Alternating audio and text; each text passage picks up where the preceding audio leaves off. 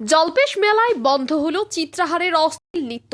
সংবাদ প্রকাশের পর নড়েচড়ে বসল প্রশাসন। উত্তরবঙ্গের ঐতিহ্যবাহী জলপেশ মেলাকে ঘিরে বিতর্কের সৃষ্টি হয়েছিল চিত্রাহারে প্রদর্শিত অশ্লীল নৃত্যকে কেন্দ্র করে।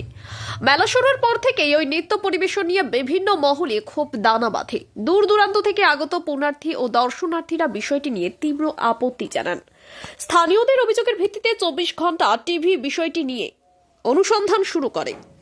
চিত্রাহারে চলা ওই নৃত্যের ভিডিও ফুটেজ সংগ্রহ করে সংবাদ মাধ্যমে প্রকাশ করা হয়। খবরটি প্রকাশ্যে আসতেই নড়েচড়ে বসে প্রশাসন। এরপর দ্রুত তৎপরতা দেখিয়ে ময়নাগুড়ি থানার পুলিশ ঘটনাস্থলে পৌঁছে হস্তক্ষেপ করে এবং সংশ্লিষ্ট অশ্লীল নৃত্য বন্ধ করে দেয়। থানার আইসি সুবল ঘোষ জানান, এই ধরনের নৃত্য কোনোভাবেই গ্রহণযোগ্য নয়। খবর পাওয়ার সঙ্গে সঙ্গেই আমরা ব্যবস্থা নিয়ে তা বন্ধ করেছি। অন্যদিকে চিত্রাহারের মালিক পক্ষ জানিয়েছে, পুলিশ প্রশাসনের নির্দেশ মেনেই তারা আপত্তিকর নৃত্য বন্ধ করেছে। ভবিষ্যতে এমন কোনো আপত্তিকর পোশাক বা নাচ পরিবেশন করা হবে না বলেও আশ্বাস দিয়েছেন তারা। ঘটনার পর স্বস্তির নিঃশ্বাস ফেলেছেন মেলায় আগত দর্শনার্থী ও পুণ্যার্থীরা। প্রশাসনের দ্রুত পদক্ষেপে আবারও স্বাভাবিক পরিবেশ ফিরে এসেছে। কোথায় এসেছেন? আমি জলপেশ মেলায় পরিবার নিয়ে এসেছি। তো এখানে আপনারা দেখতেই পাচ্ছেন যে এখানে চিত্রহার চলছে, যেখানে অশ্লীল নাচ হচ্ছে এবং পাশাপাশি জুয়া চলছে। সেখানে কিন্তু যুব সমাজ নষ্ট হয়ে যাবে। এই ব্যাপারে আপনার কি প্রতিক্রিয়া? এটা ঠিক না। সমাজ মানে যে ছোট ছোট ছেলে মেয়ে সব অন্য জায়গায় মানে ভুল পথে চলে যাচ্ছে। এটার কমিটির চিন্তা ভাবনা করা উচিত। অন্য যেটা আগে যেমন আমরা দেখতাম আর কি ছোটবেলায় যে অন্যরকম নাচ হতো বা সার্কাস আসতো, এইগুলো ঠিক আছে। এই সব নাচ বাজ এখন চলে নেই, বন্ধ হওয়া উচিত। এটা অবশ্যই বন্ধ হওয়া উচিত। জ্যোতিষশাস্ত্রের সমস্যার সমাধানে ভরসার নাম জ্যোতিষী তপন শাস্ত্রী।